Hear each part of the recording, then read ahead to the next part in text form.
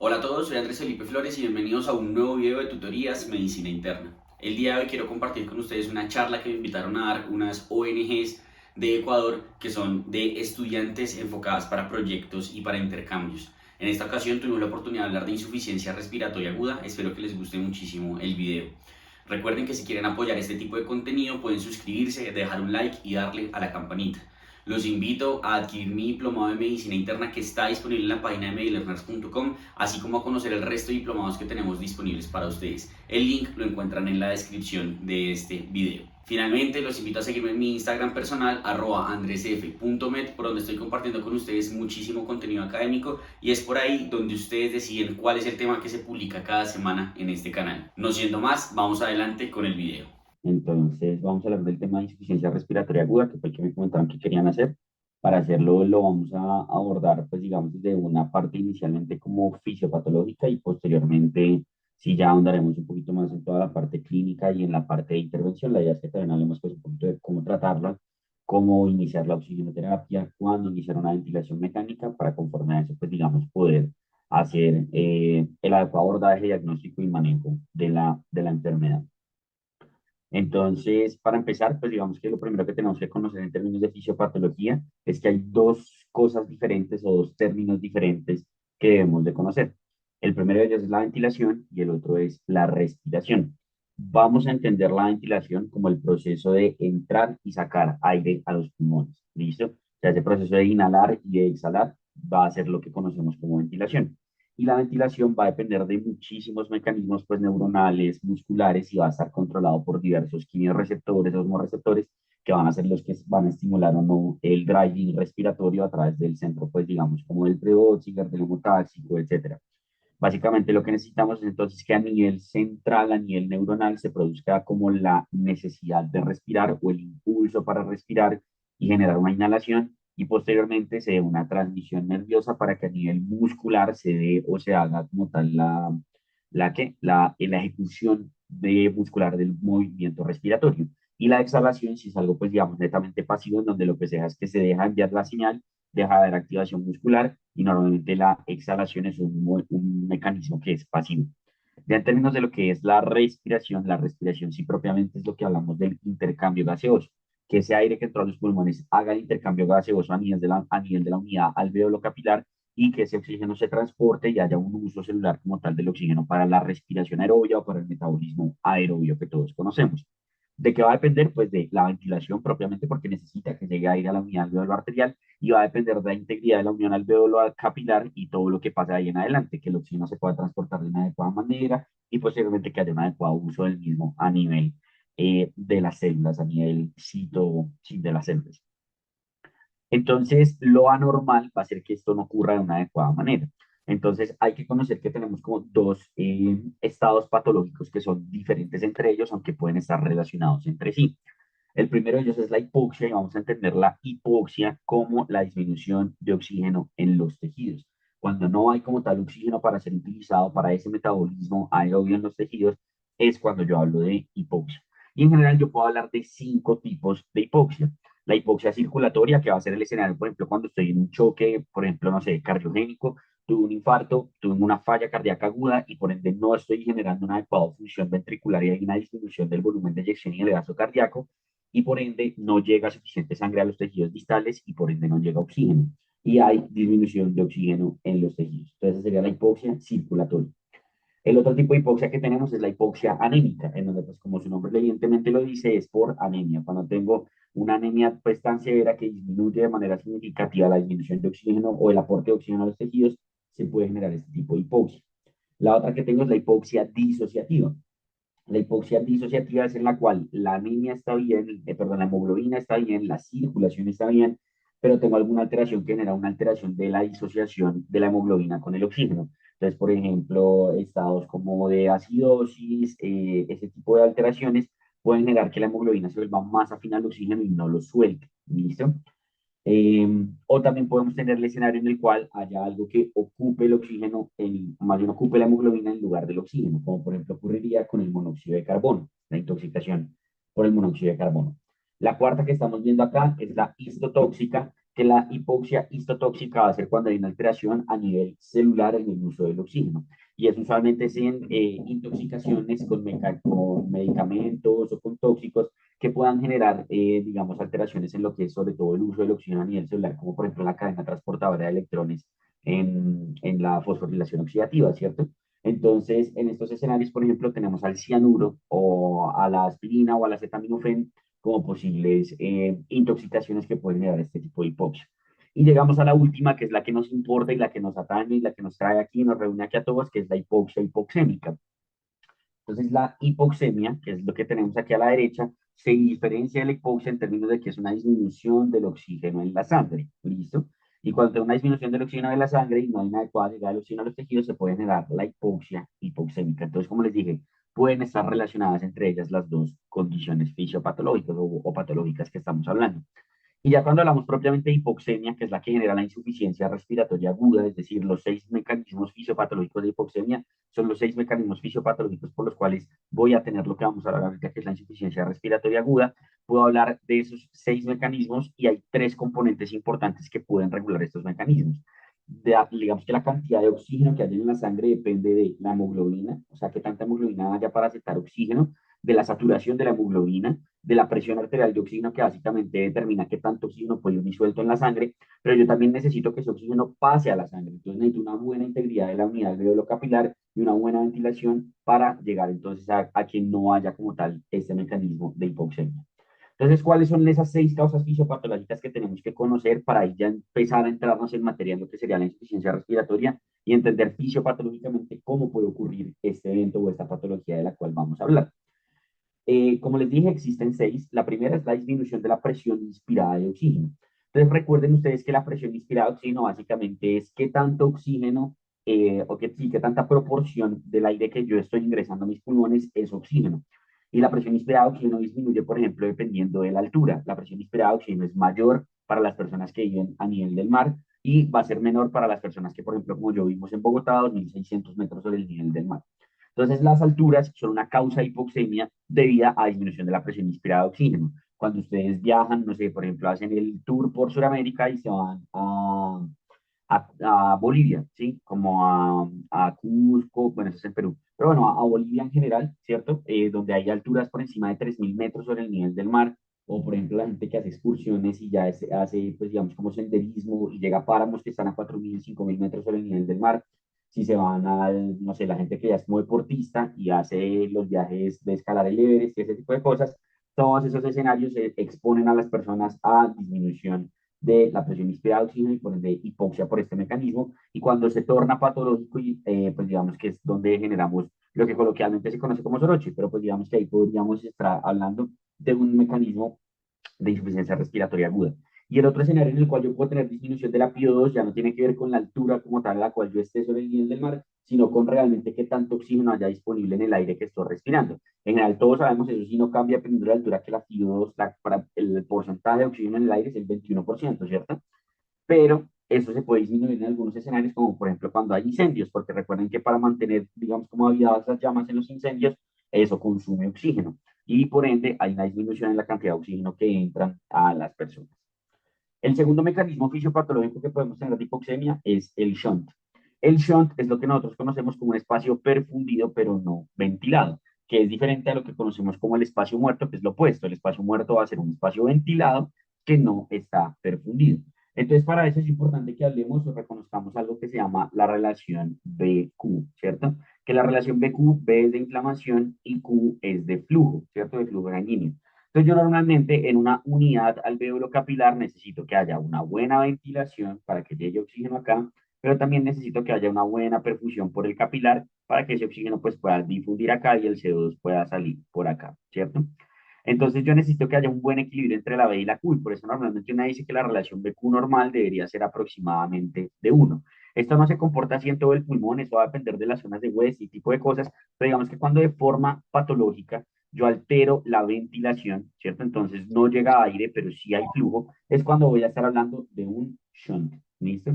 Pero cuando ocurre lo opuesto, yo altero, digamos, el flujo, pero la ventilación permanece estable, es cuando vamos a estar hablando de un espacio muerto. Entonces, si ustedes dicen, bueno, ¿qué condiciones pueden generar esto? ¿Qué condiciones pueden generar que yo tenga una relación BQ en la cual se haya alterado la ventilación. Pues puedo tener varias opciones, ¿cierto? Pero lo más importante y lo más común va a ser que esto esté ocluido o que esté tapado, ¿cierto? Que haya ocupación alveolar y por ende el oxígeno no pueda atravesar esa ocupación. ¿Por qué se puede ocupar el alveolo? Por sangre, hemorragia alveolar, por pus, neumonía, por tejido, no sé, cáncer, ¿cierto? Material inflamatorio en el SRA o en, digamos, en las etiologías relacionadas con el cáncer, por agua en el edema pulmonar. Entonces, digamos que son varias las alteraciones que pueden estar ahí. Pero hay otros escenarios en los cuales el shunt no va a ser por alteraciones propiamente en la unidad alveolo capilar, sino que la sangre nunca pasa por el alveolo, ¿cierto? Sino que se va por otro lado. ¿Eso en qué escenarios puede ocurrir? En escenarios anatómicos, comunicaciones cardíacas, como por ejemplo la comunicación interventricular, como por ejemplo la comunicación interauricular, sobre todo en los escenarios en donde ya estoy en un fenómeno avanzado de esa cardiopatía y el shunt se vuelve derecha a izquierda, puedo tener este mecanismo de hipoxemia. O la otra puede ser, por ejemplo, malformaciones arteriovenosas o cosas por el estilo. Entonces ahí voy a estar hablando de un shunt. Ahora, ¿qué puede ocurrir para que pase lo opuesto? Para que en la relación BQ lo que se caiga sea el flujo y se mantenga la ventilación. Pues básicamente, si volvemos nuevamente a nuestro dibujito, lo que va a ocurrir usualmente es que aquí hay una obstrucción, ¿cierto? ¿Y eso en qué escenario va a ocurrir principalmente? En el tromboembolismo pulmonar, ¿cierto? Hay algo muy importante que todos tenemos que conocer aquí en general y es que si bien uno siempre habla de shunt y siempre habla de espacio muerto, pues si ustedes se ponen a pensar en la totalidad de un pulmón, ¿cierto? Si pensamos acá en la totalidad de un pulmón y por ejemplo, no sé, yo tengo una neumonía aquí, ¿cierto? En esta zona de la neumonía, como hay ocupación alveolar, en esta zona de la neumonía, mi relación BQ va a estar alterada, ¿cierto? Porque mi relación BQ va a estar tendiendo a generar un shunt porque está tumbada la ventilación en esta zona porque hay ocupación alveolar por material inflamatorio o por pus. Pero entonces, ¿qué va a ocurrir? Resulta que va a ocurrir un fenómeno que ya vamos a ver ya más adelante que se llama el reclutamiento alveolar. Entonces, lo que va a ocurrir es que de forma compensatoria en las otras zonas del pulmón, ¿cierto? La relación BQ se va a tornar diferente y el flujo va a aumentar mucho en esas zonas, ¿cierto? Y ahí también voy a tener todas esas alteraciones en la relación BQ.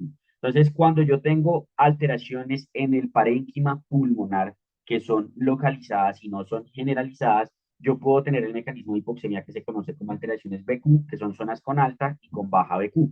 ¿Por qué se va a dar eso? Porque aquí va a ocurrir, obviamente, disminución de oxígeno, ¿cierto? Hipoxemia. La hipoxemia va a generar lo que nosotros conocemos como vasoconstricción hipóxica, y la vasoconstricción hipóxica lo que va a hacer es redistribuir el flujo hacia otras zonas del pulmón, que eso es lo que hablábamos de reclutamiento alveolar.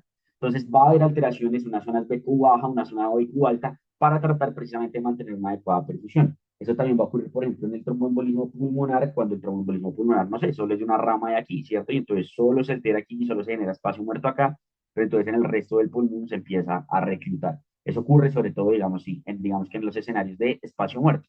Pero entonces es importante que sepamos eso, porque yo para hablar de un shunt propiamente y que el mecanismo hipoxemia sea por un shunt, o necesito una ocupación alveolar masiva, que todo el pulmón esté lleno, como por ejemplo ocurre en el SRA, o que yo tenga la parte anatómica. De lo contrario, muchas veces lo que va a tener es alteraciones en la relación BQ, que es como lo más común que yo voy a encontrar.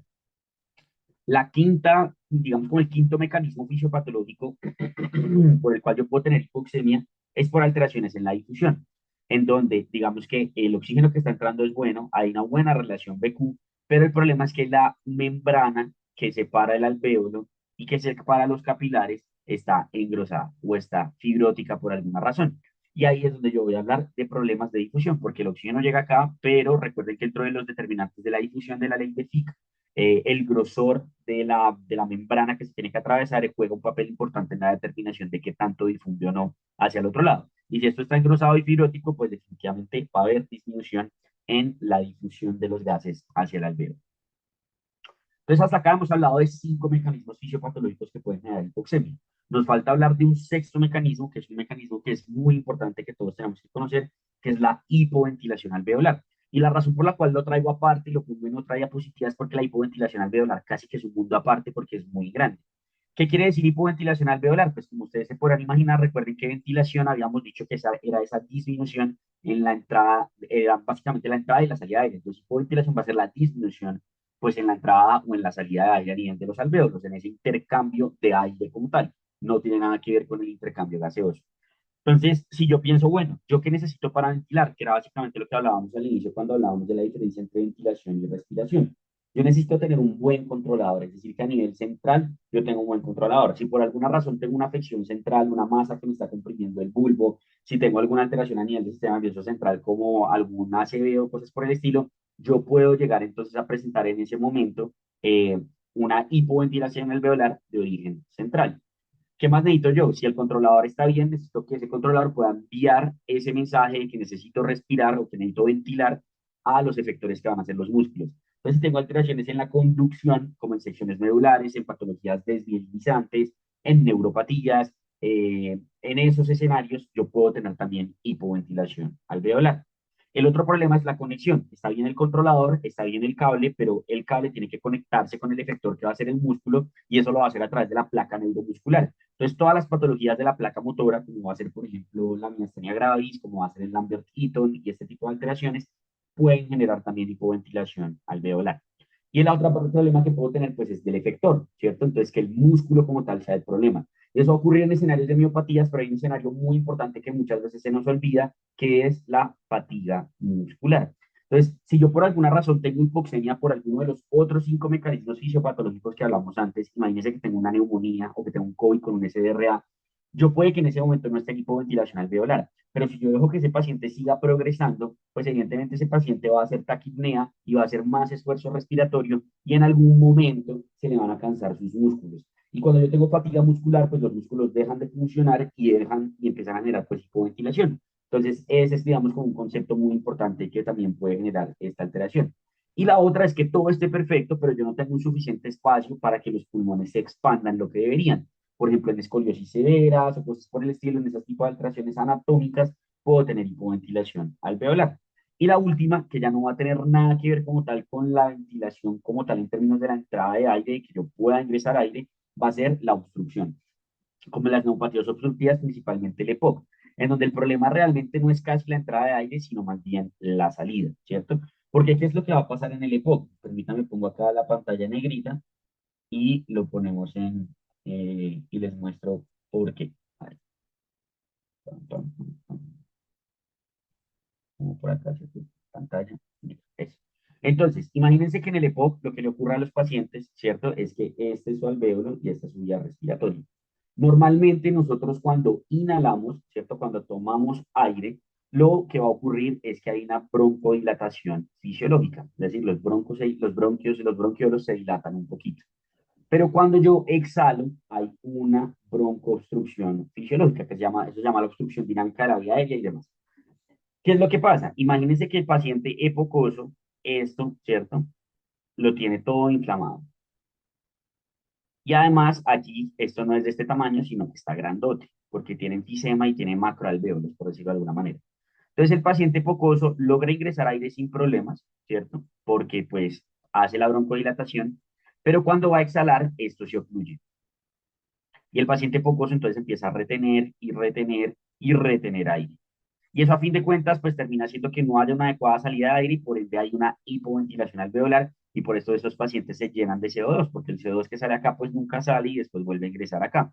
Entonces, esa es una razón también importante que tenemos que conocer de hipoventilación alveolar. ¿Listo? Y hay otras ya más raras, aumento de producción, espacio muerto, etcétera. Si uno lee, por ejemplo, algunas guías, esta es del acta de cuidado intensivo colombiano de insuficiencia respiratoria, también dicen que uno podría tener hipoventilación alveolar por aumento en la producción de CO2, como en quemaduras, sepsis, agitación, ejercicio, pero eso realmente, pues digamos que no es tan así. Entonces, si ustedes dicen, bueno, la etiología por la cual yo puedo tener entonces hipoxia son muchísimas. Puedo tener alteraciones anatómicas del sistema nervioso, de vía inferior, del alvéolo, del intersticio, del metabolismo, pero en general, si ustedes se dan cuenta, muchas de ellas, que básicamente serían aquí de la circulación pulmonar para arriba, todas estas van a ser de etiología hipoxémica. Y estas son las que generan como tal insuficiencia respiratoria aguda, que es pues, de lo cual estamos hablando como tal en este momento. ¿Listo?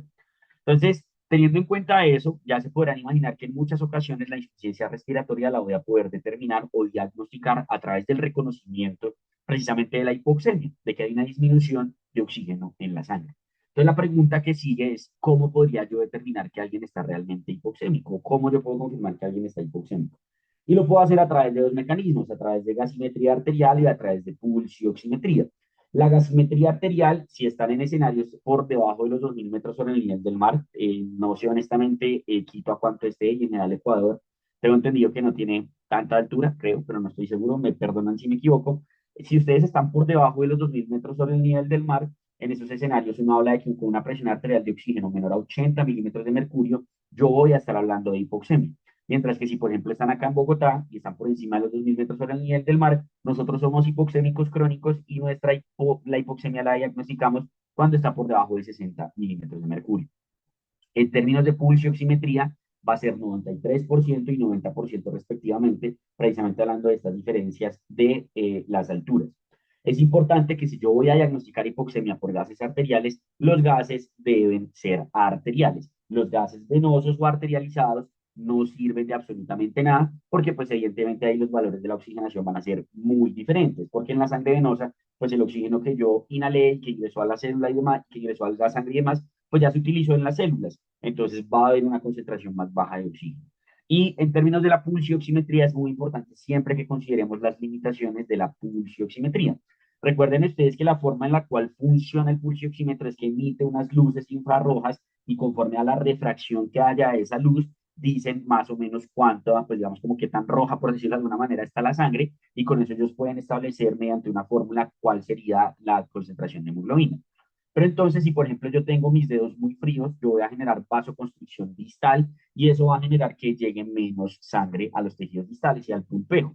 Y por ende va a haber menor cantidad de hemoglobina y por ende el pulso oxímetro va a detectar como si hubiera menos sangre roja, porque pues efectivamente la hay, pero me va a dar una falsa saturación baja. Entonces, una de las causas más comunes de que la pulsioximetría de baja cuando no debería hacer es que los pacientes tengan los dedos fríos. Entonces, uno siempre los debe hacer. Pasa lo mismo, por ejemplo, en los pacientes con esmalte. En los pacientes que son de raza negra también hay alteraciones en términos de la adecuada interpretación de la pulsioximetría. Hay muchas alteraciones que existen con la pulsioximetría y por eso en general si uno tiene un paciente hipoxémico diagnosticado con pulsioximetría, lo ideal sería tomarle unos gases. Uno, para confirmar la hipoxemia y dos, porque como vamos a ver ahorita, los gases arteriales son los que nos van a orientar en cuanto a cómo abordamos esa hipoxemia y llegamos a el por qué el paciente está hipoxémico, pensando en esos 6 mecanismos fisiopatológicos que estábamos hablando ahorita en las diapositivas anteriores. ¿Listo?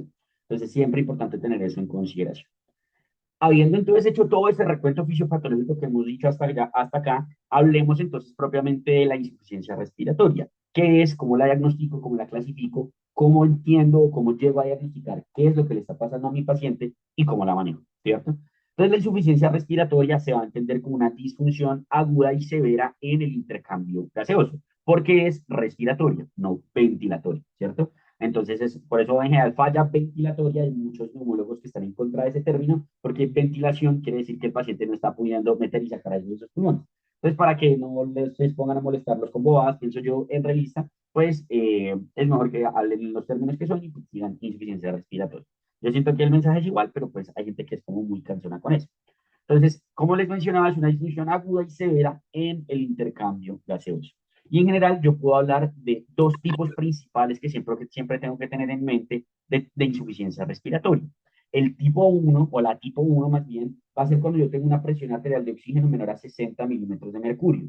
Pero aclaremos que esto es a menos de 2.000 metros sobre el nivel del mar. ¿Listo? Porque cuando yo estoy por encima de los 2.000 metros sobre el nivel del mar, voy a diagnosticar o voy a determinar que un paciente tiene una insuficiencia respiratoria tipo 1 cuando la presión arterial de oxígeno está menor a 45 milímetros de mercurio. La tipo 2 es la que conocemos como insuficiencia respiratoria hipercápnica. La tipo 1 es la hipoxémica, la tipo 2 es la hipercápnica. Y en la hipercápnica yo voy a determinar esa hipercapnia en los pacientes por debajo de los 2.000 metros sobre el nivel del mar, cuando tiene una presión arterial de CO2 mayor a 55 milímetros de mercurio, y por encima de los 2.000 metros sobre el nivel del mar, cuando tiene una presión arterial de CO2 por encima de 40 milímetros de mercurio. ¿Por qué se dan estas diferencias? Porque, como les había dicho, nosotros cuando vimos a más de 2.000 metros sobre el nivel del mar, somos hipoxémicos crónicos y el cuerpo lo que hace en compensación es hiperventilar un poco. Entonces, como hiperventilamos, sacamos CO2 y por ende nuestro CO2 basalmente es más bajo. En Bogotá el valor normal de CO2 es 30 más o menos 2, mientras que, por ejemplo, por debajo de los 2.000 metros sobre el nivel del mar, en términos de gasimetría arterial, la PC2 normal es de 35 a 45. Entonces, por eso hay el cambio importante en estos valores diagnósticos que tenemos que tener en mente. Entonces, ¿cómo se pueden dar cuenta? Para yo diagnosticar la insuficiencia respiratoria y clasificarla, necesito de gases arteriales. No puedo diagnosticar insuficiencia respiratoria a ojo, porque el paciente tiene una frecuencia respiratoria en 30, yo no puedo decir que está en insuficiencia respiratoria. Sin los gases no la puedo diagnosticar y mucho menos la puedo clasificar. ¿Listo? Hay personas que hablan de una insuficiencia respiratoria tipo 3 que podrán leer en la literatura. Hay algunos que dicen que esta es mixta, es decir, cuando el paciente tiene un componente, por ejemplo, hipoxémico e hipercápnico, que podría ser el que les decía, el COVID con SDRA hace una insuficiencia respiratoria inicialmente tipo 1, pero si llega a ser fatiga muscular, empieza a retener CO2 y empieza a ser una insuficiencia respiratoria también tipo 2. Entonces esa mixta es la que hablaríamos en ocasiones como tipo 3. Pero hay gente y hay otra bibliografía que ustedes pueden encontrar que va a decir que la tipo 3 no es la mixta, sino que es la perioperatoria. Entonces, pues varía mucho. Lo importante realmente es que uno sepa determinar si el paciente tiene hipoxemia y tiene hipercapnia, que esté en rangos como tal de diagnóstico de insuficiencia respiratoria. ¿Listo? ¿Cómo la voy a sospechar? O clínicamente, ¿cómo se va a presentar el paciente que está en insuficiencia respiratoria? Pues evidentemente lo más común y el síntoma más común que me va a reportar, pues es disnea, ¿cierto? La sensación de disconfort al respirar. El paciente va a decir, me siento ahogado, me cuesta respirar, etcétera. Y yo eso lo puedo objetivizar en mi examen físico a través de los signos de dificultad respiratoria.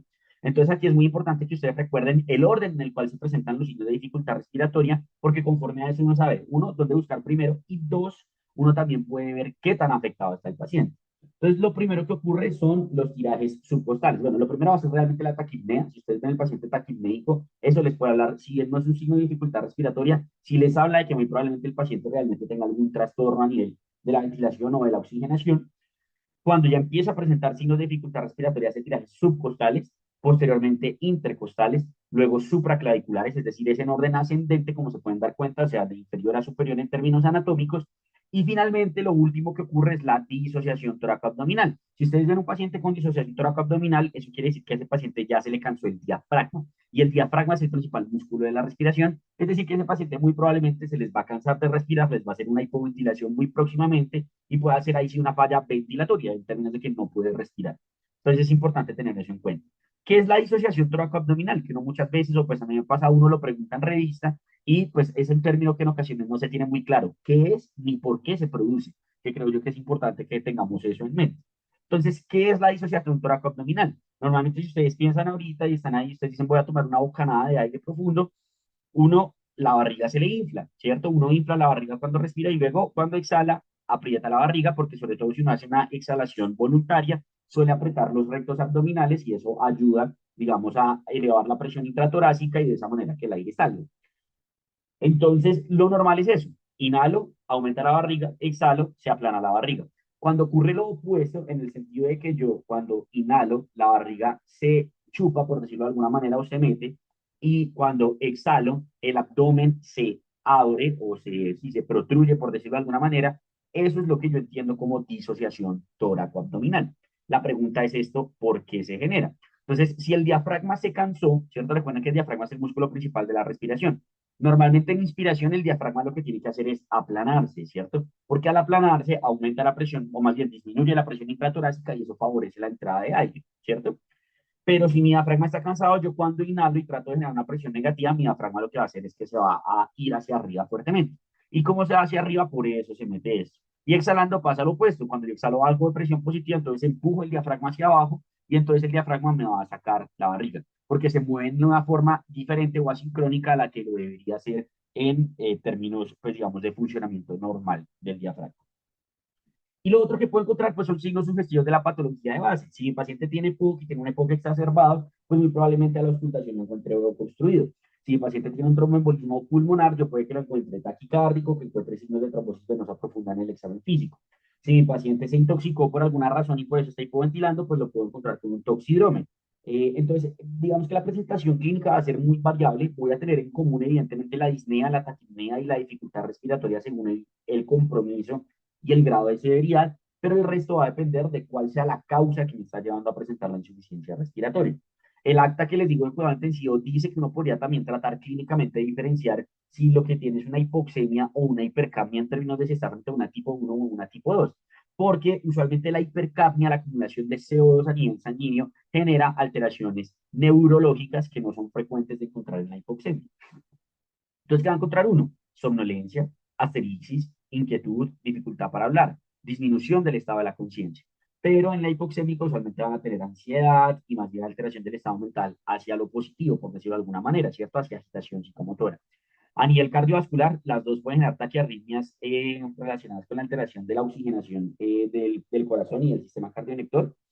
Ambas pueden generar, pues, digamos, alteraciones respiratorias. Previamente la hipoxémica, lo más común va a ser la taquipnea, mientras que como la hipercápnica es una hipoventilación, muy probablemente va a generar disminución en la frecuencia respiratoria, ¿cierto? Puedo llegar a encontrar en esos pacientes.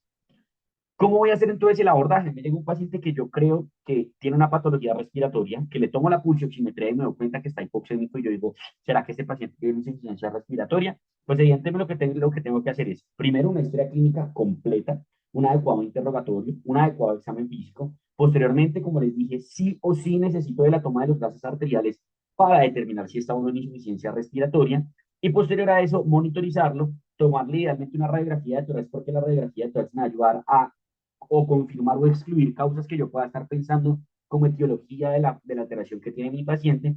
Y usualmente uno toma pues los paraclínicos iniciales tipo cuadremático, electrolito sodio potasio, función renal y el resto pues según la sospecha. Si creo que puede tener un angiotac, pues le calculo el Wells, el tipo de sospecha que puede tener un TEP, perdón, le calculo el Wells y determino si le tomo Inmerode o si le tomo angiotac.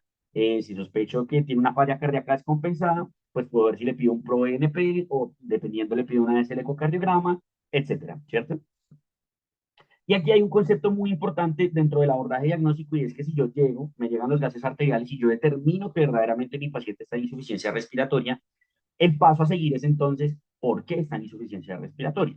Y yo puedo llegar a eso a través de los gases arteriales, por lo menos a pensar cuál puede ser el mecanismo fisiopatológico de la hipoxemia que me está llevando a la insuficiencia respiratoria y a raíz de eso, uniéndolo con la clínica del paciente, decirles, mi paciente tiene este diagnóstico. Pero para poder hacer eso, lo más útil o algo que sí o sí yo necesito calcular en los gases arteriales es algo que conocemos como el gradiente alveolo arterial. Que el gradiente alveolo arterial básicamente va a ser la diferencia entre la cantidad de oxígeno que hay en el alveolo y la cantidad de oxígeno que hay en el plasma. ¿Por qué sirve o cuál es la utilidad que existe del gradiente alveolo arterial?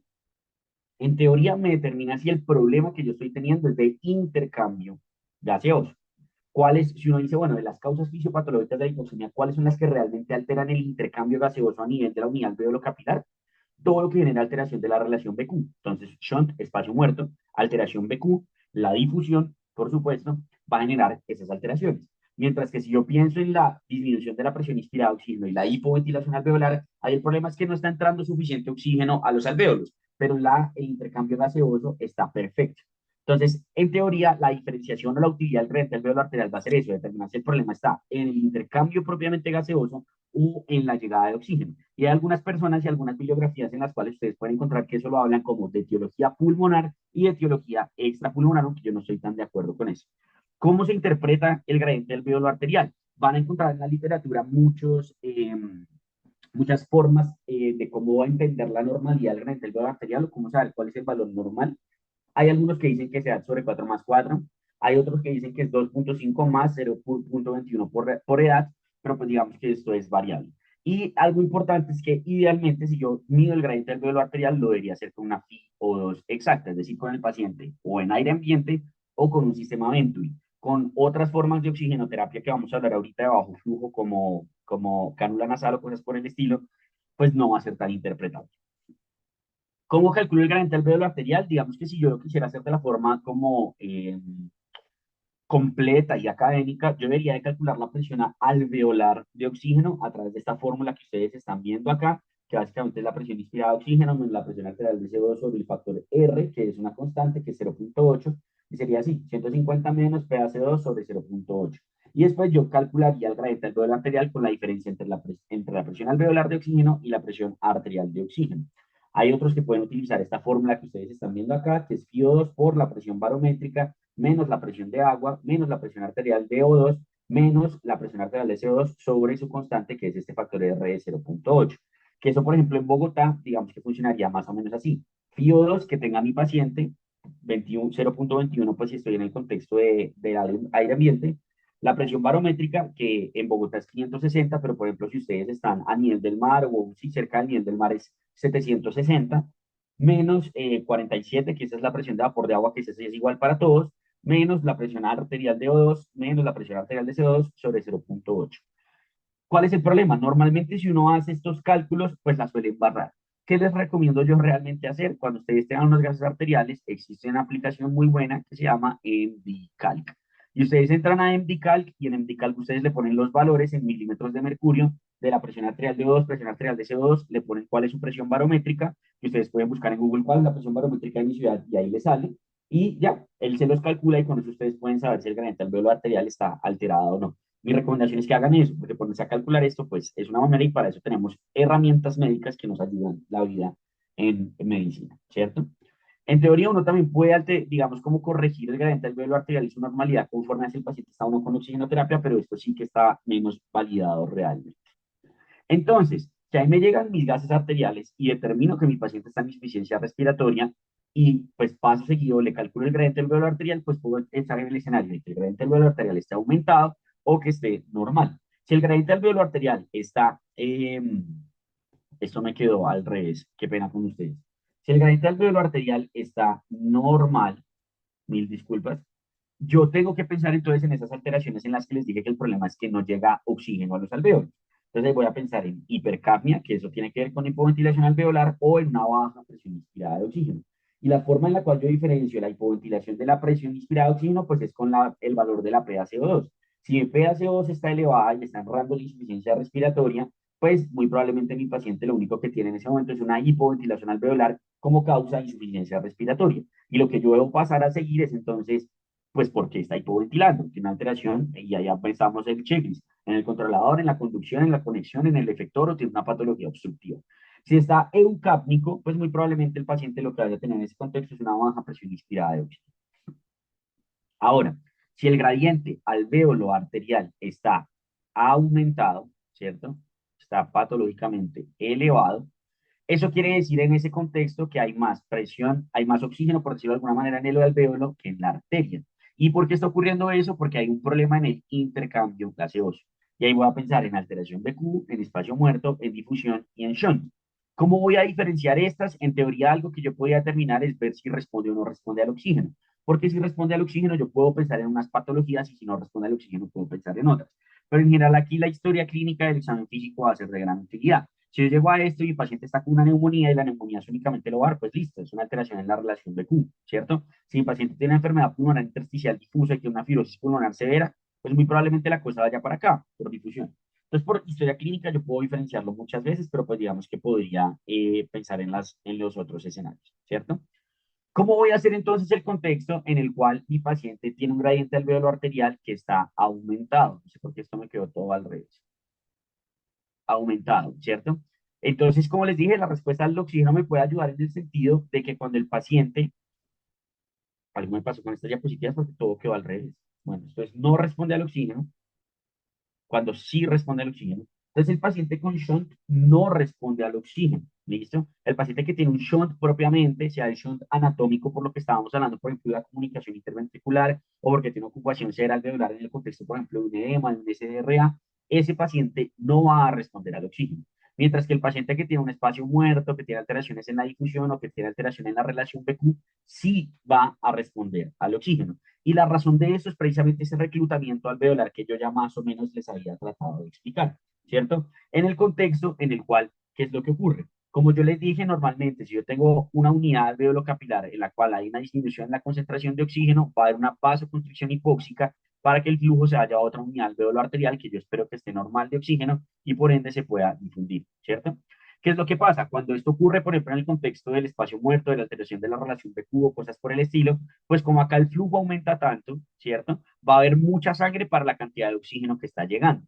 Entonces el oxígeno logra suturar parcialmente la sangre que llega y aquí la poca sangre que pasa llega desaturada aquí, 75%, y aquí la sangre que está pasando pues también como no logra oxigenarse de todo, pónganle que llega 90%.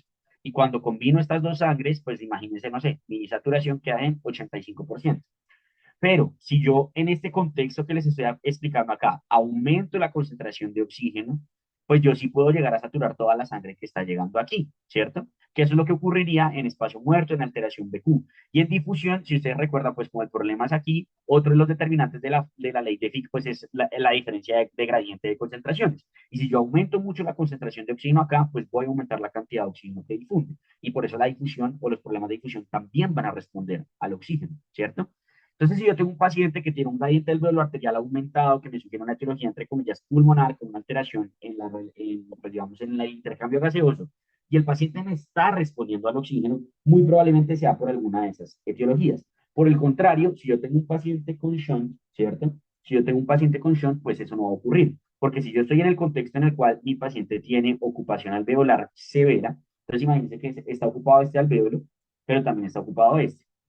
Entonces mi paciente hace vasoconstricción acá para supuestamente reclutar el flujo aquí, pero este también hace vasoconstricción porque este también está hipóxico y finalmente nunca recluto nada porque todos están ocupados y todos están, digamos, con disminución en la cantidad de oxígeno a nivel del alvéolo.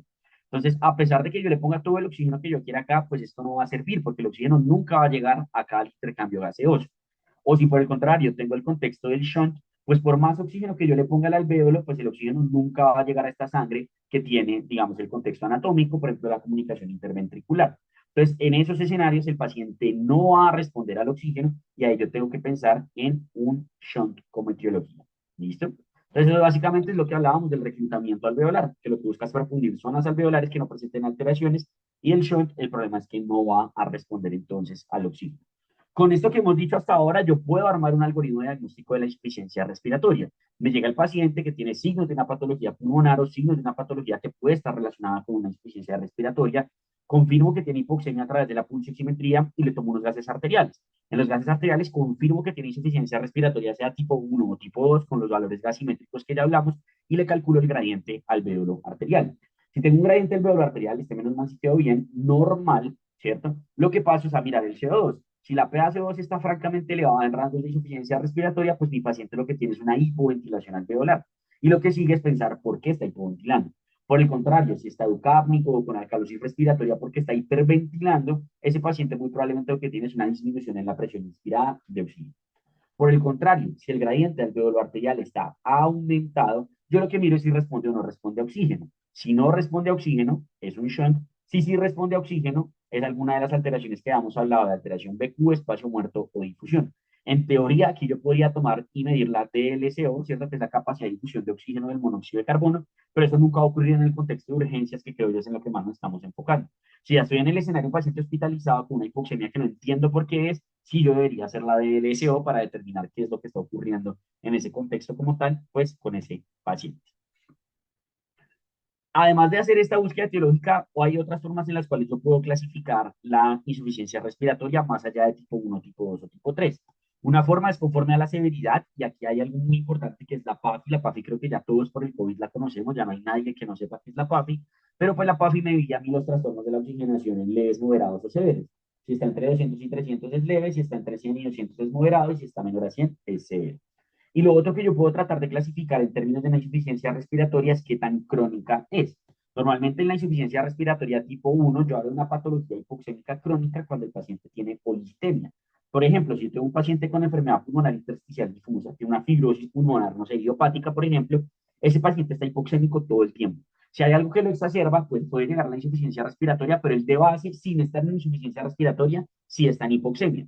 Y eso lo que hace, si ustedes recuerdan, básicamente es estimular la eritropoyesis a nivel pues, renal, las células intersticiales peritubulares tipo 1, cesan la hipoxia, aumentan la producción de eritropoyetina y la eritropoyetina va a la médula ósea y produce un montón de glóbulos rojos. Entonces, los pacientes que son hipoxémicos crónicos son policitémicos. ¿Listo?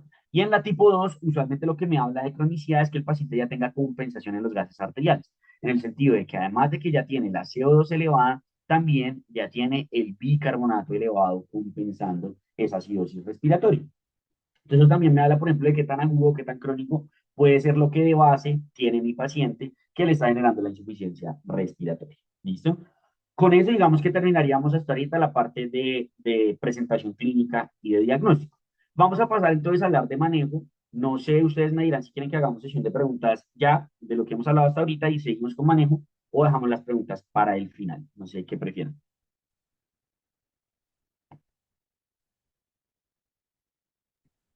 Doctor, les mandamos un link con un forms donde pueden ellos poner sus preguntas.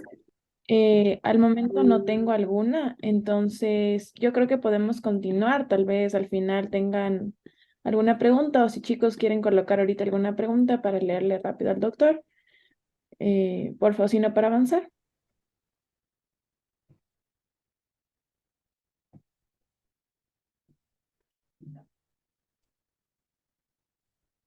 Listo, perfecto. Entonces, pues continuamos mientras tanto, entonces, con el resto de lo de la charla. Entonces, vamos a hablar de cómo vamos a manejar a nuestros pacientes que están con hipoxemia y con insuficiencia respiratoria. Dentro del manejo hay varias como pilares que tenemos que tener en mente. Un primer pilar es mejorar la oxigenación, porque a fin de cuentas mi problema es de hipoxemia, tengo que mejorarle esa hipoxemia a mi paciente. Lo segundo es tratar de reducir el daño pulmonar de lo que sea que esté causando, pues digamos, la alteración, y para eso es muy importante el manejo etiológico de la enfermedad. Yo tengo que determinar, y por eso todo eso que hablamos hasta ahorita del algoritmo diagnóstico, yo tengo que determinar por qué mi paciente está con ese cuadro clínico para hacer el manejo etiológico, porque si no se lo resuelvo, pues no voy a hacer nada si yo le mejore la oxigenación. Si tiene un tromboembolismo pulmonar y le pongo oxígeno, pero no le alivio el tromboembolismo pulmonar, no lo anticoagulo, o si está inestable no lo trombolizo, pues mi paciente no va a mejorar. Entonces, tengo que hacer un manejo etiológico. Tengo que determinar si mi paciente requiere o no requiere antibiótico terapia, idealmente hacer un adecuado manejo de las secreciones, determinar si mi paciente requiere o no broncodilatación con el uso pues, de inhaladores y conforme a eso manejarlo, ¿cierto? El manejo etiológico pues se sale obviamente del espectro de esta charla porque pues no podemos hablar del manejo de todas las etiologías. Antibiótico terapia básicamente va a ser solo si tengo francas sospechas de que mi paciente esté infectado y tengo razones para iniciar el antibiótico.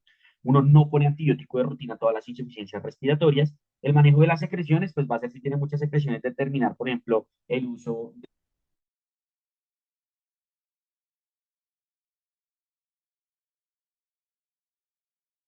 de hallazgos de broncoobstrucción al examen físico, ponerle pues el manejo de las mismas con inhaladores usualmente de corta acción. Entonces, realmente, pues todo eso, digamos que se sale un poco de lo que vamos a hablar y de lo que está orientada esta charla, pero lo que sí definitivamente tenemos que saber nosotros es cómo mejorarle la oxigenación al paciente, que es lo que vamos a hacer sobre todo de forma aguda en el manejo de esa paciente.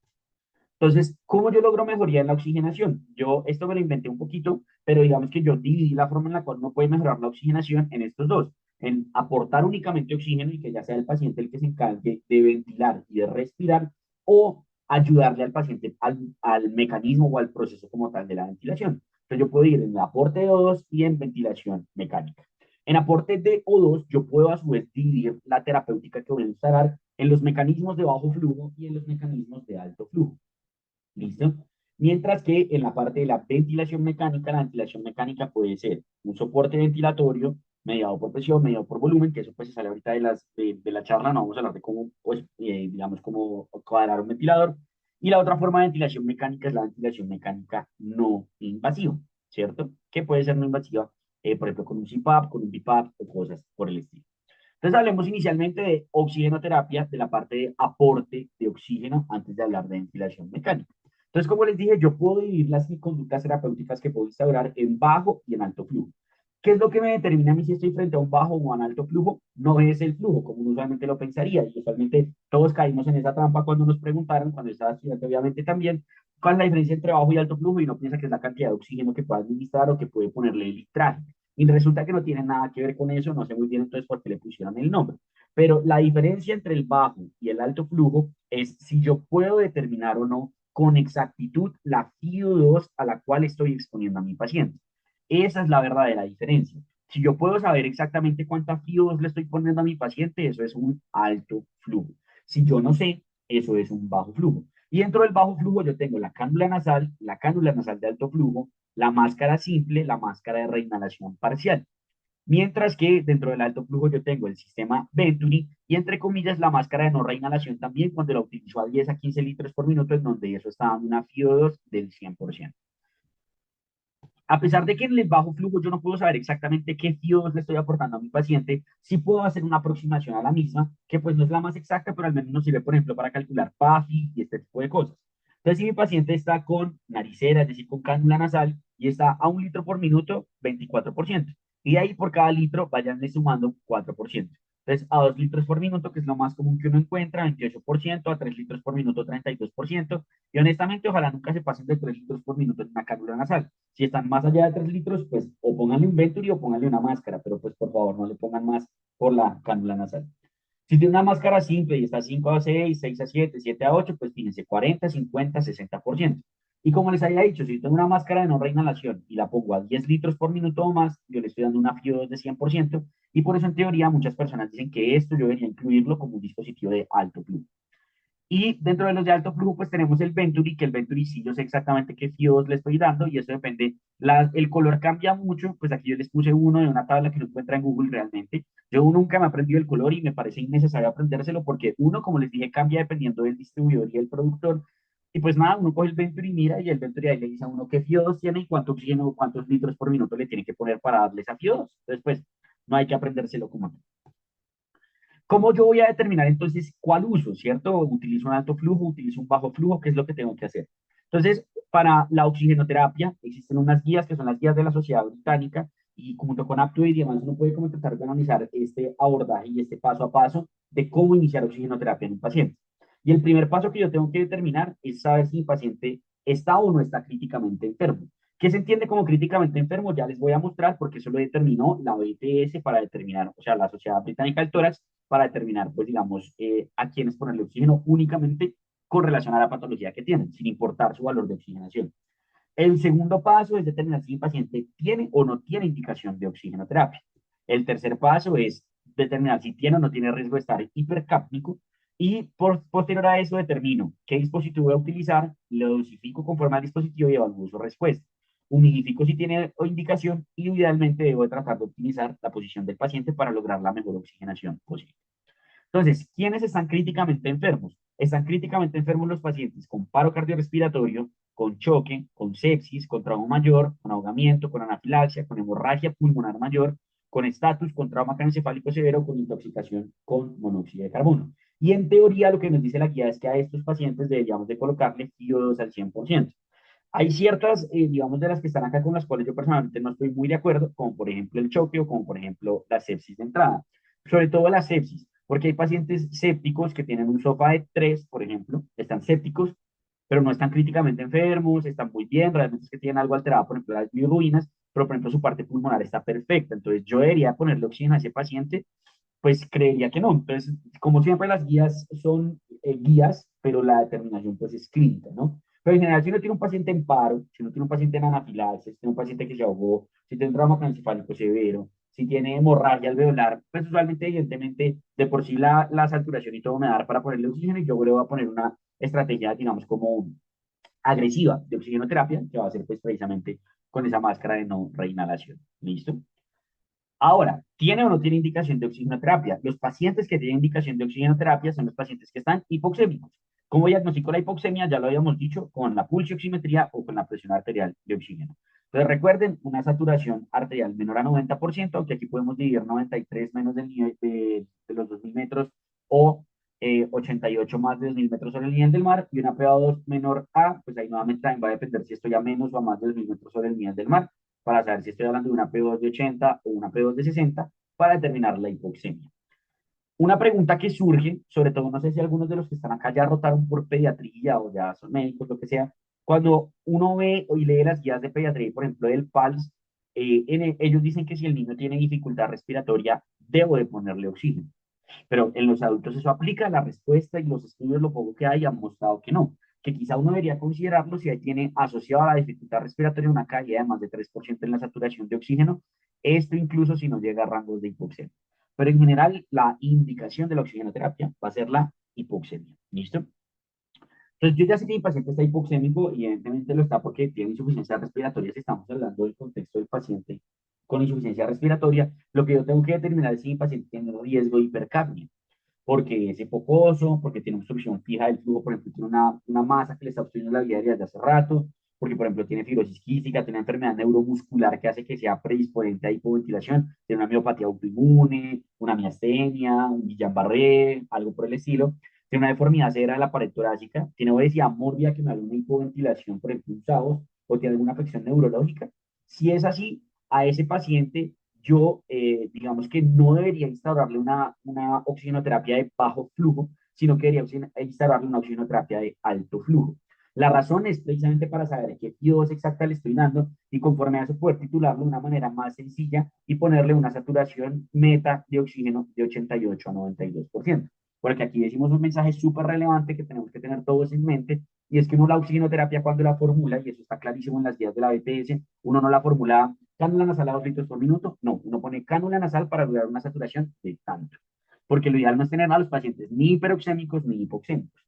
En los pacientes que tienen riesgo de hipercapnia, a mí no se me puede ir la mano con el oxígeno. Yo voy a buscar una saturación de 88 a 92%, y esto es a menos de 2.000 metros sobre el nivel del mar. Por encima de los 2.000, yo incluso podría hacer un poco más laxo, incluso hasta 86%, dependiendo del paciente.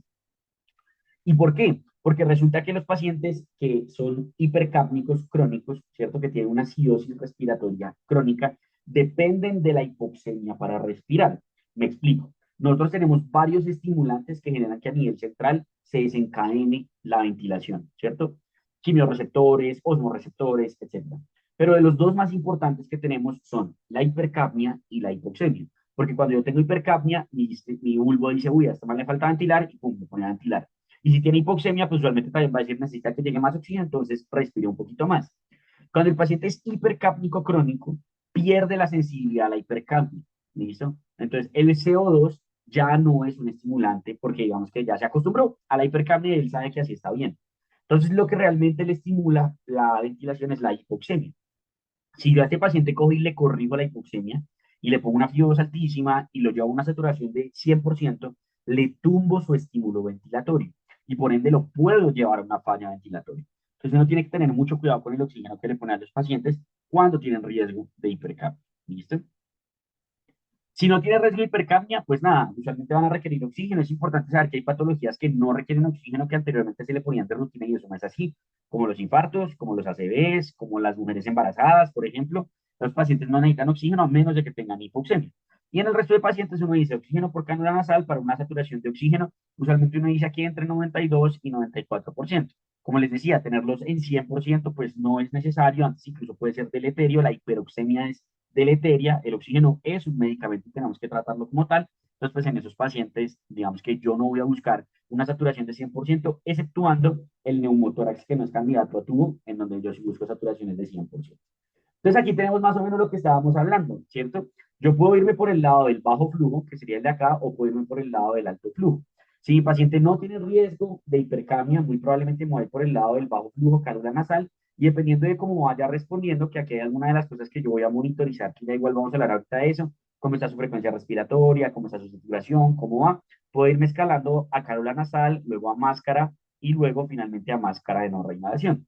Pero si por el otro lado mi paciente es más bien hipercámico, por ejemplo, es una exacerbación de POC, idealmente yo debería de colocarle inicialmente un Venturi e ir titulando a la alta según lo necesite, y lo último que le pondría sería la máscara de no reinhalación. O puede que yo llegue desde acá a este lado del algoritmo. Mi paciente está críticamente enfermo, le pongo la máscara de no reinhalación y va mejorando, entonces me voy subiendo. Ahora, pues si ustedes se ponen a pensar, bueno, no sé en donde ustedes practiquen o ejerzan, uno casi nunca hace esto, ponerle Venturi a un paciente solo por el hecho de tener riesgo de hipercapnia. Realmente eso casi no ocurre. Y no está mal, en el sentido de que si no tiene una insuficiencia respiratoria formalmente instaurada, la PC2 no está muy elevada, uno podría poner una cánula nasal a un flujo bajito, ¿cierto? 1 o 2 litros por minuto y hacer una monitorización cercana de la pulsioximetría y pues estar confirmando que no se nos suba de ese 92% por ese riesgo que les mencionaba de falla ventilatoria. Entonces, una vez yo le inicio la oxigenoterapia a mi paciente, pues tengo que ver si está mejorando o no. ¿Cómo voy a mirar eso? Viendo si tiene unos signos de deterioro respiratorio, como que tenga un aumento en la frecuencia respiratoria, disminución en la saturación, o que le tenga que estar poniendo cada vez más oxígeno. O que tenga signos de retención de CO2, por alteración del estado de la conciencia, por cefalea, por temblor. Si yo veo que mi paciente no está respondiendo y yo me voy escalando en ese algoritmo que vimos ahorita, yo tengo que pensar si mi paciente requiere o no requiere ventilación mecánica, ¿cierto? Para eso, pues digamos que tengo que hacer una adecuada monitorización, como les decía, sobre todo durante los primeros 5 minutos, para ver saturación de oxígeno y estado clínico, considerar siempre otras causas de hipoxia, es importante tenerlas en mente, y algo importante es que uno no debe retirar el O2 para medir parámetros de oxigenación, que eso mucha gente lo hace. Tómele gases, pero sin oxígeno. Pues no, sí, uno en teoría no debería hacer eso y no debería someter a un paciente a hipoxemia solo para poder tomar menos gases. Otras consideraciones a tener en cuenta de la oxigenoterapia, antes de que hablemos rápidamente de ventilación mecánica, es cuándo debo humidificar la oxigenoterapia, cuando tengo un alto flujo por más de 24 horas, cuando tengo irritación de la vía aérea, ausencia de sistemas de preparación o cuando el paciente tiene secreciones abundantes. Entonces, ¿qué es humidificar? Seguramente ustedes han visto que hay veces que la manguera sale derecho del oxígeno a la nariz del paciente o hay veces que la manguera está conectada a un tarrito con agua que está botando burbujas. Lo que hace esa humidificación es volver como menos seco el aire y eso evita que haya irritación, por ejemplo, de las fosas nasales, que eso puede llevar a epistaxis, que es uno de los eventos adversos más relacionados con el oxígeno, especialmente administrado por cánula nasal. ¿Cuándo retirar el oxígeno? Cuando haya estabilidad clínica y saturación en metas por 4 a 8 horas. ¿Y cómo se retira? Con una reducción paulatina de 2 a 1 litro, ¿cierto? Y si persiste en metas, uno puede coger y lo retira. ¿Listo? Y aquí tenemos entonces un resumen de lo que hemos hablado hasta el momento. Mi paciente me llega, la primera pregunta es, ¿está críticamente enfermo? Si sí, según la guía, máscara de no reinhalación a 15 litros. No está enfermo. ¿Tiene el paciente riesgo de falla ventilatoria? Si sí, su saturación meta va a ser 88 a 92% y le va a empezar es Venturi. Y en ocasiones, si no tiene Venturi o no es tan común, pues póngale una cálula nasal a flujo bajito buscando esa saturación, ¿cierto? Si no tiene riesgo de tipo 2, de una insuficiencia respiratoria tipo 2, no tiene hipercapnia, etcétera, póngale una saturación de 92, 94, 94, 98% y lo puede hacer pues con los dispositivos de bajo flujo sin ningún problema. Y luego monitorice. Después de monitorizar, usted va a ver qué tan aciótico está el paciente, qué tan hipercámnico se pone, cómo va su oxigenación, cómo van sus signos clínicos, y conforme a eso vaya pensando en quiénes va a instaurar ventilación mecánica. Y en esta gráfica nos damos cuenta, a pesar de que ahorita vamos a ver cuáles son las indicaciones de ventilación mecánica, que en general, cuando un paciente tiene acidosis respiratoria, ¿cierto? Por hipercapnia y por disminución del pH, uno debe considerar ya irse a ventilación mecánica. Esos son signos de que el paciente ya no está funcionando muy bien. Entonces, vamos a hablar muy rápidamente de ventilación mecánica para el manejo de insuficiencia respiratoria. La ventilación mecánica puede ser o no invasiva y lo que busca es forzar la entrada de aire y, frente a un estímulo y detenerse ante una señal. Entonces, lo que hace es meterle aire por oxígeno más bien a la fuerza, por decirlo de alguna manera, al paciente. Nosotros respiramos por presión negativa. Me explico. Cuando yo inhalo, en este momento, yo genero presión negativa intratorácica y la diferencia de presiones con la atmosférica hace que el aire entre a mis pulmones. Aquí yo estoy haciendo expresión positiva a la fuerza para meterle al pulmón al paciente. Entonces, digamos que es un mecanismo antifisiológico de ventilar, pero pues que toca hacerlo en algunos escenarios, en algunos pacientes. ¿Por qué es útil? Porque mejora la relación BQ, evita la fatiga muscular respiratoria, que es algo muy importante en los pacientes, y pues digamos que ya lo es, si está controlado por presión o por flujo, eso varía mucho. Cuando yo considero que un paciente tiene indicación de ventilación, lo primero que tengo que pensar antes de decir lo voy a intubar es si puedo ahorrar la intubación. Porque como les dije, la ventilación mecánica puede ser invasiva o no invasiva. Cuando es no invasiva, que es con la máscara, por ejemplo, el CPAP, digamos que eso tiene evidencia en términos de que le prevengo la intubación, pero eso no tiene evidencia en todos los pacientes. Entonces tengo que saber a quiénes yo debo considerarles ponerles una ventilación mecánica no invasiva.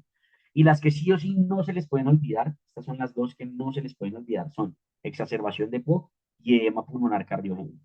Si ustedes tienen un paciente con falla cardíaca aguda que tiene edema pulmonar o una exacerbación de POC, por favor, antes de intubarlo, si el paciente cumple condiciones, está consciente, tolera la máscara, pónganle ventilación mecánica no invasiva, porque sobre todo intubar un paciente con EPOC es un problema porque la extubación es muy difícil. Entonces, pues siempre considerar eso. Hay otras que uno puede llegar a considerar, pero fíjense en desfavorable, por ejemplo, SARS-CoV-2, nunca la ventilación mecánica no invasiva va a ser un tipo, por ejemplo, en el escenario de COVID, en fibrosis pulmonar tampoco mucho, en SDRA pues tampoco como que sirve mucho, entonces en esos escenarios no es tan útil. Y aquí está como las cosas que le sugieren a uno que el paciente va a fallar a la ventilación mecánica no invasiva. Fíjense nuevamente cómo la acidemia sigue siendo un criterio importante que suelen tener en consideración. Hay algo importante que me gustaría mencionar acá, que muchas veces se lo preguntan a uno, entonces pues es ¿por qué la ventilación mecánica no invasiva sirve en el edema pulmonar? ¿Cuál es la razón, cierto? Aquí tenemos una forma de ventilación mecánica no invasiva que es solo una máscara nasal, pero pues yo creo que lo ideal es usar la orobucal, por decirlo de alguna manera. ¿Qué es lo que hace? Mete presión positiva acá y aumenta la presión de los alvéolos, intraalveolar.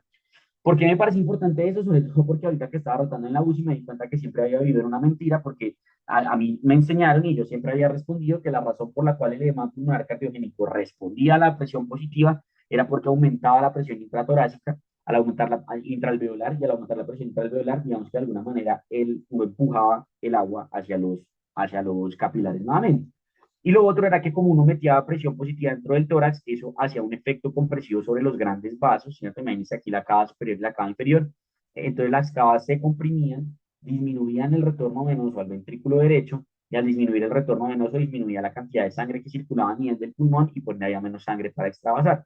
Pero resulta que eso es falso, ¿sí? Yo ya había respondido eso muchas veces en revistas, me han dicho que estaba bien, pero resulta que no. La razón por la cual realmente sirve es porque la presión positiva de la ventilación mecánica no invasiva mejora el funcionamiento del ventrículo izquierdo, ¿cierto? Mejora el funcionamiento del ventrículo izquierdo. ¿Por qué? Porque disminuye la poscarga del ventrículo izquierdo al aliviar la presión transpulmonar que existe. También, digamos que al generar eso, mejora como tal, pues digamos, como la parte de la contractilidad del ventrículo izquierdo y hace que haya una mejoría en el funcionamiento del mismo.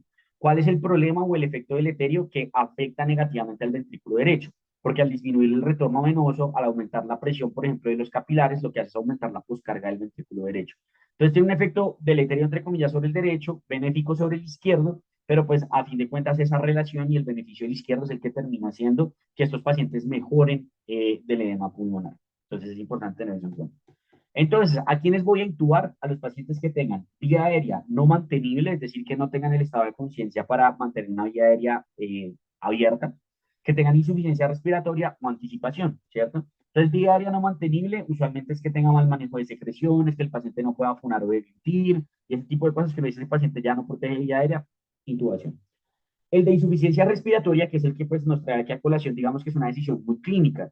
Como les dije, hay gente que les va a preguntar cuáles son los criterios gasométricos de intubar a un paciente y eso en realidad no existe. Usualmente lo vamos a pensar con acidosis respiratoria, pero eso verdaderamente no existe. ¿Listo? Y aquí muy importante siempre pensar a quienes les puedo poner ventilación mecánica no invasiva antes de intubar. Y anticipación se refiere a cuando yo veo que mi paciente está malo, muy probablemente va a estar peor en las próximas horas, pues intubémoslo de una vez ahorita que tengo más estabilidad en mi paciente y no lo tengo que estar intubando de afán. Entonces, por ejemplo, los pacientes sépticos, choqueados, uno busca usualmente intubarlos de forma temprana, porque uno, eso les ahorra consumo metabólico de oxígeno a nivel respiratorio, porque los músculos respiratorios en un estado de choque se pueden consumir hasta el 50% del oxígeno. Entonces, si uno lo intuba, pues le deja que haya más oxígeno para el resto del cuerpo, ¿cierto? Aspiración de humo es otra, por ejemplo, en pacientes quemados es otra medicación, etc. Y lo último, de lo cual vamos a hablar, creo que son tres diapositivas, es SDRA, porque definitivamente, bueno, el COVID ya está terminando de acabarse, entre comillas, toda la parte epidémica, pero el SDRA es algo muy común que ustedes pueden llegar a ver en la UCI, sobre todo si hay COVID o vuelve a haber pico de COVID o cosas por el estilo. ¿Qué es el SDRA? El SDRA es el síndrome de estrés respiratorio del adulto. Y básicamente la razón o lo que ocurre es que hay un daño severo de la unidad alveolo-capilar donde hay daño de la membrana capilar, daño de la membrana alveolar, perdón, daño de la membrana capilar y un aumento o más bien una acumulación de líquido inflamatorio a nivel de todos los alvéolos. ¿Listo? Y además hay otros fenómenos como por ejemplo microtrombosis, etcétera, y todo eso lleva a una alteración severa en la oxigenación. Y normalmente para yo diagnosticar una SDRA, es decir, para decir que mi paciente además de insuficiencia respiratoria por los gases tiene SDRA, yo necesito que cumpla algo que se llama los criterios de Berlín. El primero es que sea agudo, menos de 7 días. El segundo es que tenga compromiso bilateral y eso lo tengo que evidenciar de forma radiológica, sea un edema pulmonar que veo, pues digamos, en una radiografía en ambos pulmones o en un TAC o cosas por el estilo. Y que tenga un trastorno de la oxigenación, que puede ser leve, moderado o severo, pues conforme a la PAF, que eso ya lo habíamos hablado. 300 a 200, 200 a 100 o menor a 100. Si mi paciente tiene eso, yo tengo que intubarlo, ¿listo? Porque el manejo se hace con ventilación mecánica invasiva. No le sirve la no invasiva, no le va a servir la oxigenoterapia porque se va a comportar como un shunt verdadero en términos de que está ocupado todo el pulmón a nivel pues, bilateral. Entonces le hago ventilación mecánica invasiva. Y cuando lo intubo, yo tengo que hacer algo que se llama la ventilación protectora, que básicamente es utilizar volúmenes bajitos, una PIP alta, una frecuencia respiratoria alta, pronarlo y hacerle parálisis si lo necesita.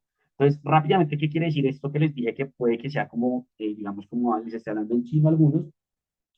Imagínense que lo que está ocurriendo en ese paciente que tiene ese alvéolo todo lleno de aire, ¿cierto? Todo lleno de líquido inflamatorio y ese daño en la membrana alveolar y por del surfactante, es que ese paciente tiene una lesión acá muy importante, como tiene dañado el surfactante, esos, digamos que los alvéolos tienden a colapsarse, porque recuerden que el surfactante lo que hace es aliviar esa tensión superficial, entonces digamos que tienen ese riesgo. Pero el problema es que si yo los ventilo y hago sobredistensión alveolar, ¿cierto? Diciendo el alvéolo más de lo que está, también puedo generar una lesión alveolar mayor. Entonces tengo que jugar con eso para tratar de manejar la mejor forma posible su SDRA. Entonces, ¿qué es lo que yo hago? Hago que al alvéolo no entre tanto aire para no sobredistenderlo y por eso utilizo un volumen tidal bajito, ¿cierto? Y la PIP se llama presión positiva al final de la expiración. La PIP básicamente es cuando a mi paciente yo le fuerzo la ventilación, ¿cierto? Y luego lo dejo exhalar de forma pasiva, qué tanta presión le dejo sobre la vía aérea. Usualmente uno utiliza unas PIPs que son menores a 5, ¿cierto? O, no, pero mentira, realmente entre 8, 6, en ocasiones 10, pero va por ahí, 6, 8, etcétera. Si yo utilizo PIPs más altas, ¿cierto? Que incluso hay estudios que hablan de PIPs de 20 en SDRA, lo que yo estoy haciendo es dejando más presión al final de la expiración, o sea, más presión positiva ahí sobre los alvéolos cuando están exhalando. ¿Y por qué yo estoy haciendo esto? Porque le estoy poniendo una fuerza acá importante para que precisamente no haya colapso alveolar por ese daño y esa disminución que hay del surfactante. Entonces, de esa manera, yo abro los alvéolos, no les cambio mucho el volumen porque el volumen tidal no es mucho para que no se sobredistienda y los mantengo abiertos cuando se está dando la expiración.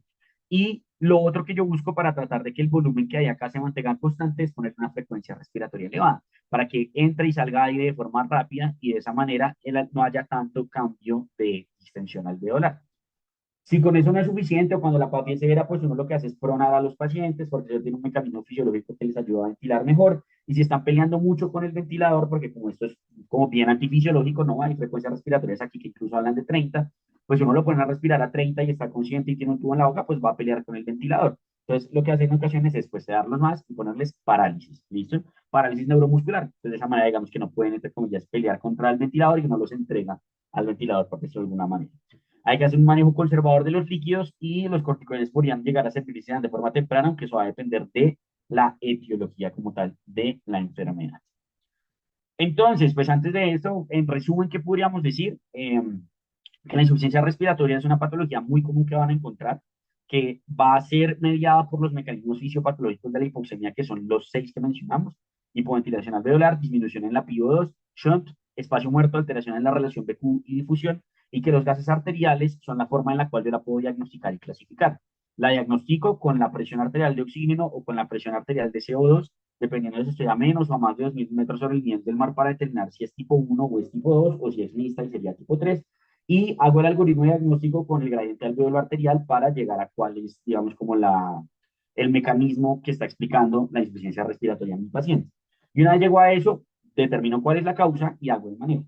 Además del manejo etiológico, antibiótico, broncodilatador, etcétera, tengo que manejar la oxigenación y para eso, usualmente, si el paciente no está críticamente enfermo y no tiene riesgo de hipercapnia, utilizar mecanismos de bajo flujo. Si sí tiene riesgo de hipercapnia, idealmente voy a utilizar mecanismos de alto flujo, pero lo principal es que la meta de saturación va a ser diferente: 88 a 90% en el paciente con tipo 2 y más de 92%, pero si llegara a 100 en el paciente con tipo 1.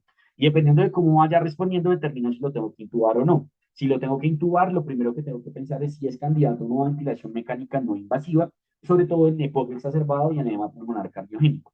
Si no es candidato a no invasiva, pues lo intubo y pues ya dependiendo de lo que tenga, manejo la intubación, pero siempre recordando que en el SDRA existe este mecanismo específico de ventilación protectora. Creo que eso sería como todo lo que quería compartir con ustedes. Espero pues que haya quedado claro, que les haya gustado, sobre todo. Les dejo ahí pues esas son mis redes. En mi Instagram, andresf.med, hago pues digamos como múltiples actividades académicas, enseño cosas y demás. Y estoy compartiendo pues mucho contenido académico. Y mi canal de YouTube, si no lo conocen, es Tutorías Medicina Interna, por donde subimos revisiones de temas semanales de en general, usualmente pues de medicina interna. Entonces, pues nada, mil gracias por la invitación y quedo abierto a cualquier duda que tengan en estos momentos. ¿Cómo funcionaba el pulmón de acero? ¿Cómo funcionaba el pulmón de acero? El pulmón de acero funcionaba al revés. Yo les dije que, pues digamos, nosotros respiramos por presión negativa y los ventiladores actuales lo que hacen es presión positiva, ¿cierto? El pulmón de acero funcionaba al opuesto, es decir, que lo que hacía era una presión negativa importante para que el paciente con esos cambios de presiones pudiera ventilar. Eso lo utilizaron pues cuando hubo la epidemia del polio, porque en el polio pues básicamente lo que ocurría era que los pacientes se quedaban sin fuerza y tenían una insuficiencia respiratoria tipo 2 por hipoventilación alveolar. Entonces, mediante cambios en presión con estas cajas que eran los pulmones de acero, lo que hacían era generar una presión más negativa para esa manera que del aire, pues digamos de la atmósfera, entrara aire a los pulmones, porque generaba una presión más negativa intratorácica en comparación con la atmosférica, entraba aire y luego cambiaban eso y pues se exhalaba. Y de esa manera lograban que el paciente ventilara. Inicialmente pues fueron estas máquinas grandotas que creo que hemos visto en clases de historia de la medicina, luego ya el pulmón de acero quedó reservado a ser, pues digamos, como solo el tórax, pero pues es algo que, entre comillas, ya pasó a la historia, y hay algunos que todavía se utilizan, pero en general actualmente ventilamos por presión positiva, pero lo que ha cambiado, lo que tiene diferente el pulmón de acero, es que ventila por presión negativa. Ok, ¿cómo se interpreta la relación presión arterial de oxígeno sobre FiO2 en la gasometría cuando está menor a 300?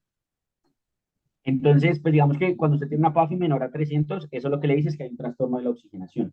Y es importante aquí, que quizá no la mencioné, que por ejemplo, si uno tiene un paciente con oxígeno y tiene una presión arterial de oxígeno buena, ¿cierto? Por ejemplo, no está hipoxémico, está mayor a 80, en el caso de que ya por menos de 2 minutos en el nivel del mar, pero tiene una FIO2 alta, muy probablemente ese paciente sí tiene hipoxemia. La cosa es que en ese momento, pues usted le está normalizando la oxigenación a través de la oxigenoterapia. ¿Cómo usted puede confirmar que el paciente verdaderamente tiene hipoxemia? Pues con la PAFI. La PAFI es la que le confirma que el paciente tiene un trastorno de la oxigenación y por eso hace parte de los criterios del síndrome de estrés respiratorio del adulto. Entonces, si la PAFI está menor a 300, usted dice tiene un trastorno de la oxigenación.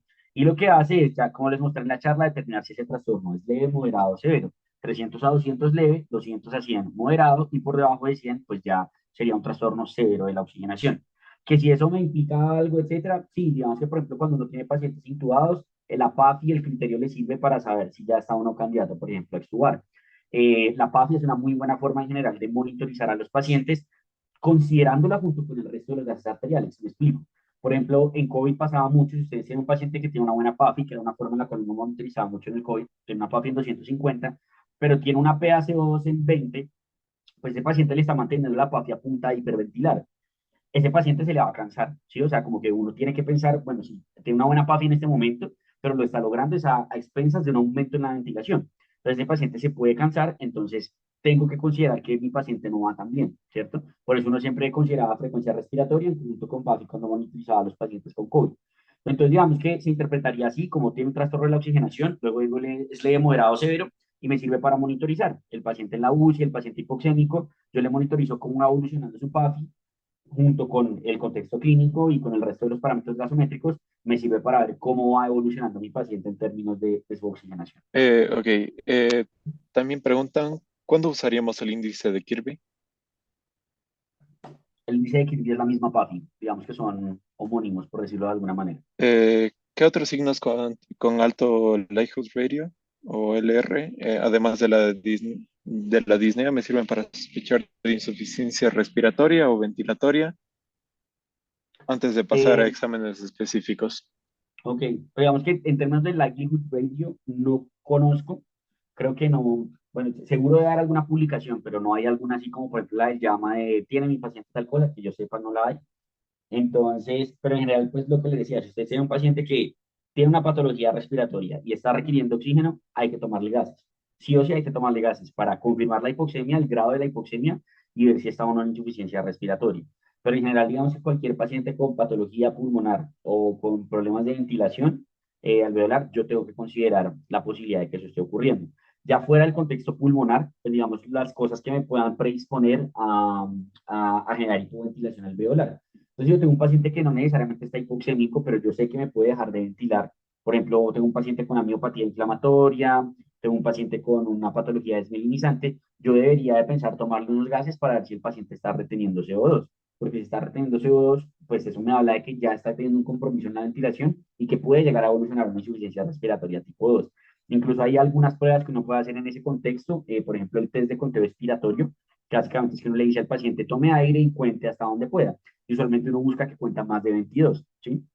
Si cuentan más de 22, uno dice todavía tiene buena reserva, o sea, todavía tiene los músculos como para mantener su reserva, pero si uno ve que eso no está ocurriendo, pues muy probablemente ya son predictores de falla ventilatoria. Si el paciente no tiene sostén cefálico, si el paciente no tiene buen manejo de